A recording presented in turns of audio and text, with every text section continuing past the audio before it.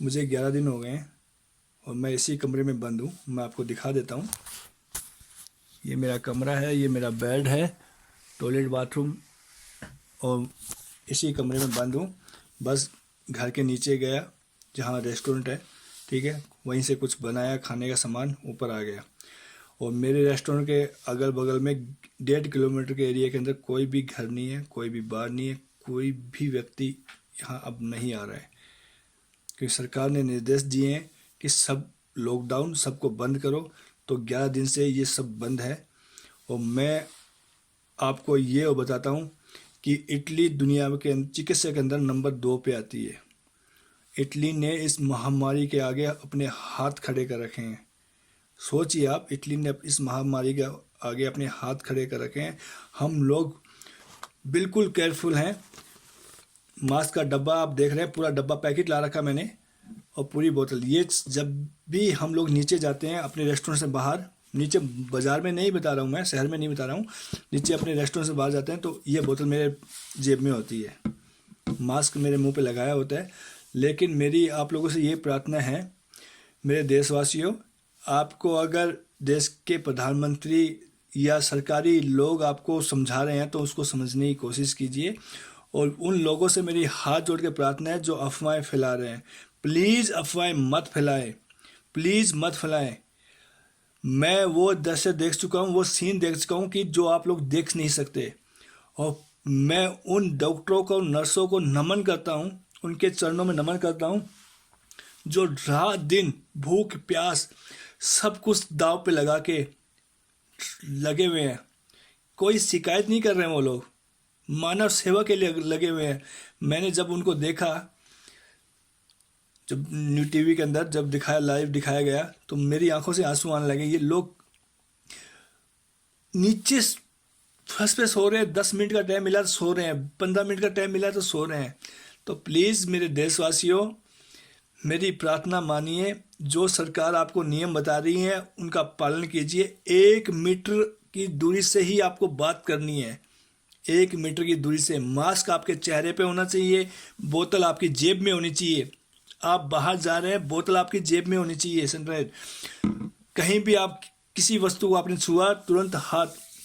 आप लोग ये भूल मत करें कि ये हवा में फैलता है, नहीं, ये छूने से फैल रहा है, ये छूने से फैल रहा है। ये मुंह, नाक और आंख के जरिए इंसान के शरीर के अंदर प्रवेश कर रहा है। तो मेरी आप लोगों से प्रार्थना है कि सरकार की जो भी नियम है उनका पालन कीजिए। अगर ये हिंदुस्तान में आ गया, ये मेरी आप लोग एडवाइस मान लो या चेतावनी मान लो, जो भी आपको मानना है वो मान लो। अगर ये हिंदुस्तान में आ गया फैल गया, तो मेरे देशवासियों, मैं आपको ये चैलेंज से कह रहा हूँ कि ये हिंदुस्तान में तांडव करवा देगा और लाशों का अंबार लग जाएगा। हमारे पास इतनी अच्छी चिकित्सा नहीं है। अगर किसी बंदे को डेंगू हो जाता है ना, मैं गंगानगर का रहने वाला हूँ, राशीनगर का, और अगर किसी बंदे को डेंगू हो जाता है तो उसे जयपुर या बीकानेर रेफर किया जाता है। डेंगू का इलाज नहीं है हमारे पास। तो मेरे भाइयों, मेरी आपसे प्रार्थना है कि मेरी विनती को सुने और अपने आप को सुरक्षित कीजिए, अपने परिवार को सुरक्षित कीजिए, क्योंकि 3 दिन तो आपको मालूम भी नहीं चलेगा कि ये आपको हो गया है। आप पूरे घर को ले डूबोगे, पूरे मोहल्ले को ले डूबोगे। तो मेरी आपसे प्रार्थना है, जो गलती इटली ने, जर्मनी ने, फ्रांस ने, स्पेन ने की है, वो आप ना करें। इन लोगों ने पहले मजाक में ले लिया और अब गले में हड्डी अटक गई हमारे।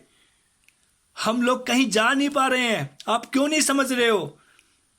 फ्लाइटें बंद है, ट्रेनें बंद है, बसें बंद है, हम कहीं नहीं जा पा रहे हैं।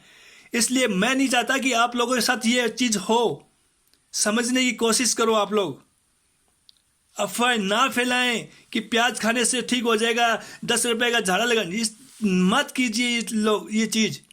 अपने घर में बैठे और अपना मेडिकल इलाज खुद कीजिए। चेक कीजिए, आप अपने सांस को फुलाएं, और अगर आप 35 सेकंड या 40 सेकंड अपने सांस को रोक सकते हो तो आप बिल्कुल स्वस्थ हो।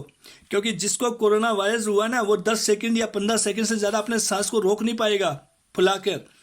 तो अपने घर पे इलाज कीजिए, मास्क का यूज कीजिए, सैनिटाइजर का यूज कीजिए प्लीज़। जिंदगी रही तो पैसे फिर कमा लोगे, और जिंदगी नहीं रही तो घंटा भी नहीं कमा पाओगे। आपकी एक गलती आपको तो ले डूबेगी, अपने पूरे परिवार को ले डूबेगी और पूरे मोहल्ले को ले डूबेगी, और आपको मालूम भी नहीं चलेगा। तो मेरी आप लोगों से प्रार्थना है, हाथ जोड़ के प्रार्थना है कि प्लीज़ अफवाह में ध्यान मत दे, अपनी सुरक्षा कीजिए और भीड़ भाड़ बिल्कुल मत होने दीजिए। अगर आपको छींक आती है तो अपने हाथों का यूज मत कीजिए, टिश्यू है तो उसका यूज कीजिए, अन्यथा अपनी बॉडी का यूज कीजिए।